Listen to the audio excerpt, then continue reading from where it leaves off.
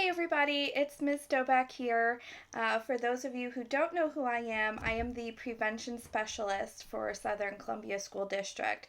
So a big part of my job is to help staff and our community, but especially our students, keep your mental health healthy.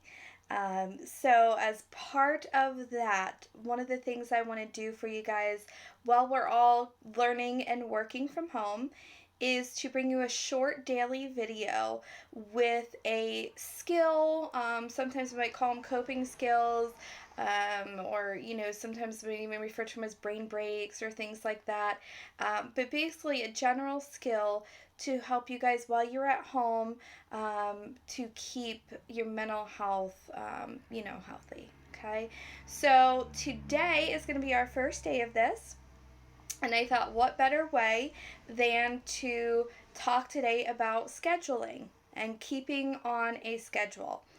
As human beings, our brains, we like schedules, we like some structure. Okay, now it's fun to go off of those structures and schedules once in a while, but in general, on a regular basis, we function a lot better if we stick to a schedule.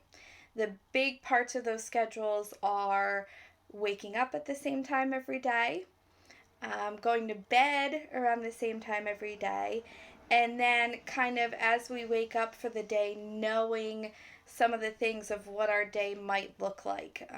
We don't want to spend our whole day, doing just one thing. We want to make sure there's a balance in our day and keep that schedule.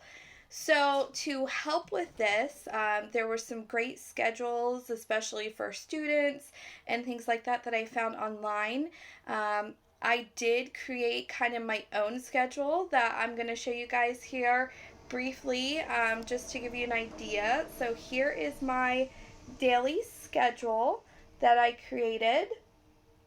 And I'll just go through this very quickly. So around 7 a.m. is when I plan to wake up every day. And between 7 and 9 a.m., I'm going to eat breakfast. I'm going to make sure I get dressed every day. We want to make sure we're still doing those regular things, okay? Of course, brushing our teeth and things like that. Some of you might like to do a little stretching or a little yoga or something in the morning. Those are all great things. So stick with that schedule. 9 a.m. to 10 a.m. I have outside time, so fresh air is so important, even if we just get out real briefly because it's kind of snowy and cold out today. But we can just run around for a little while. We can play games outside. We can go for a walk. Maybe we have a pet we'd like to take for a walk. So 10 a.m. to 11 a.m. is that academic time, okay? We want to spend that time, and we want to have a certain area that we're going to go to for that academic time and spend that time working on our education. So we don't want to get distracted. We want to have a separate area where we can that's our focus. 11 a.m. to 12 p.m. is our creative time, one of my favorite times. So you can journal, you can paint, you can draw. This can be part of our education as well. Creative time is so important. And this is also another coping skill within itself. 12 p.m., a lot of people's favorite time, lunchtime, okay? So, make sure you're kind of eating around those same times every day. So 12 p.m. I have as my lunchtime. 12:30 to 1:30 I have as my quiet time, okay? After lunch, sometimes we kind of hit that, I'm tired. So that's when I have my quiet time. So you could do screen time. You could take a nap. You could read. There's a lot of different things you can do for quiet time. 1:30 to 2:30 is that chore time, okay? Helping mom or dad or whoever we might live with out and doing a few chores around the house. And same thing for us adults. We want to make sure we're spending some time doing that kind of stuff too. Again, 2:30 till 4 I have as academic time. So again, keeping that focus on academics, having a certain area that we might go to for our academic time.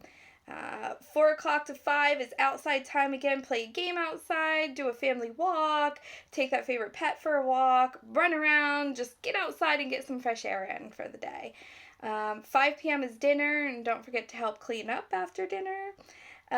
6 p.m. to 8 p.m. is free time. So this can be, again, screen time or family movie time or playing a game, social media with friends, things like that. And then for me, 8 o'clock I have is pre-bedtime. So that's when I'm going to kind of review my schedule for the next day. I'm going to get a shower. I'm going to maybe have some quiet time where I'm going to, read or do some meditation or something to kind of get myself ready and prepared. And then around 9:30 p.m. can be bedtime. So you can create your own daily schedule like this and maybe hang it on the fridge or somewhere for everybody to see. That's a great activity for the day. The big thing with schedules is yes, our brains like schedules, our mental health, we function better when we're on a schedule, but make sure you're being flexible too. Okay, we're all kind of figuring this out as we go. So if one day you get off schedule and or you spend a little bit more time doing one thing and the other, that's okay. This is just kind of a framework for our day to help our brains know what we're going to be doing. But flexibility is key, and then also just again those kind of main points of getting up around the same time every day, bedtime around the same time every day, things like that. Our mental health will be much happier if we stick to that. All right, guys, I hope you enjoyed this first day. Typically, again, I will be posting these every day, hopefully in the morning, for you guys with a different skill. So I look forward to seeing you tomorrow. All right, thanks, everybody.